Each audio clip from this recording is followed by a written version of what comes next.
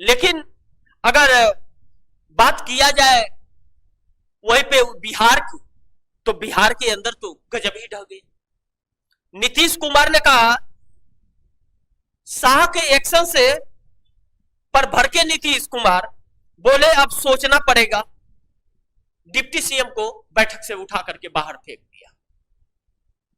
Deputy CM, दो deputy CM Bharatiya Janata party ने बैठा रखा है नीतीश कुमार के आजू बाजू, और नीतीश कुमार का कहना है कि हमारा देख रेख करने के लिए है कि घुसपैठिया कैसे रहते विभीषण, क्या करते हैं वह बताने के लिए।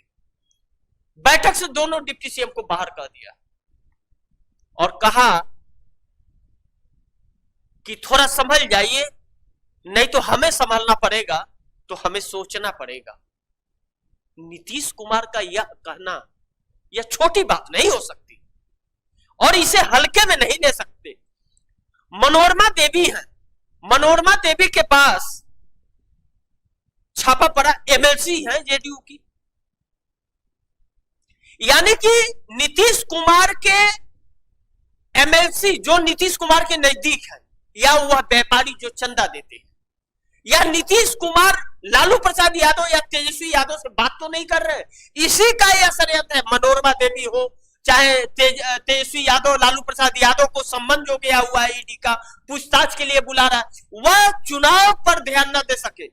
और नीतीश कुमार के पीछे चिराग पासवान और जीतन राम मांझी, उपेंद्र कुशवाहा बड़ी जोर शोर से पड़े हुए हैं। जहां जहां वह चुनाव लड़ेंगे वहां वहां खड़ा करेंगे। और नीतीश कुमार ने तो बाकायदे प्रत्याशियों के नाम की लिस्ट निकालना भी शुरू कर दिया। अभी चुनाव 2025 में नवंबर में होगा या कब चुनाव होगा कुछ भी अता पता नहीं है, लेकिन प्रत्याशियों के नाम का ऐलान करना शुरू कर दिया है नीतीश कुमार। कहा कि अपने अपने सीटों पर जाकर के आप तैयारी कीजिए। बंटवारा नहीं हुआ, लेकिन जो षड्यंत्र चली भारतीय जनता पार्टी ने वह समझ गए। यूं ही नहीं, अब यह कहने पे मजबूर होना पड़ रहा है कि यूं ही नहीं, नीतीश कुमार ने सीएम आवास छोड़कर बंगलों में रहने चले गए हैं, जो बंगला राबड़ी देवी के घर से सटा हुआ है। और यह कहा जाता है, मुझे पुख्ता इसका सबूत तो नहीं है मेरे पास, टीएफडी इंडिया लाइव के पास, लेकिन यह कहा जाता है कि उस बंगलों से, राबड़ी देवी के बंगलों में जाने का अंदर से भी रास्ता है। तो क्या नीतीश कुमार तैयारी कर चुके हैं? नीतीश कुमार ने यह दिखाने का पूरा प्रयास किया है कि ऑप्शन हमारे पास बहुत है। आप अगर हमें सोचने पर मजबूर किए तो बिहार का मुख्यमंत्री तो मैं ही रहूंगा, चाहे यहां रहूं चाहे वहां रहूं, मुख्यमंत्री मैं ही रहूंगा, कोई और नहीं बन पाएगा।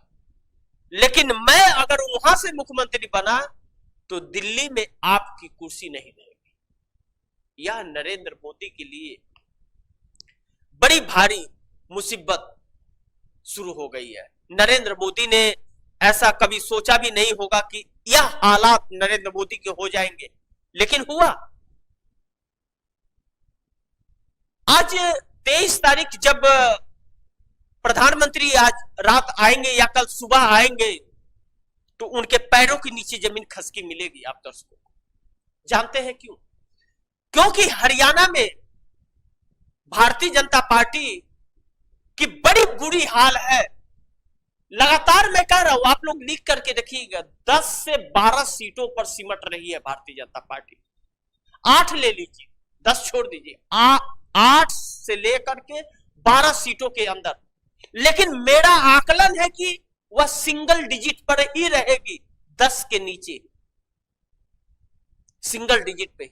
लेकिन 8 से 12 मान के जाते हैं कि अगर कोई करामात हो गया तो 8 से 12 के आसपास आ जाएगी।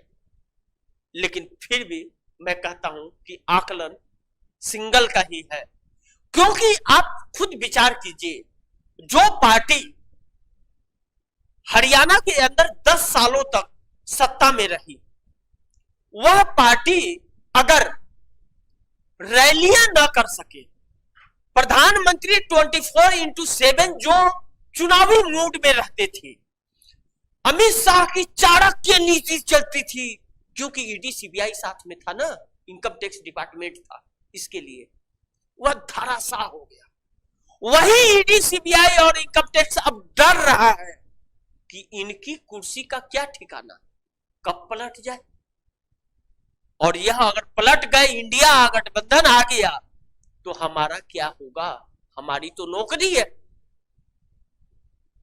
यह डर ईडी के अंदर भी और सीबीआई और इनकम टैक्स के अंदर भी है, क्योंकि जो भी नरेंद्र मोदी बोल रहे हैं वह बहुत सी चीजें करने से ईडी मना कर रही है, इस तरह से कहा जा रहा है।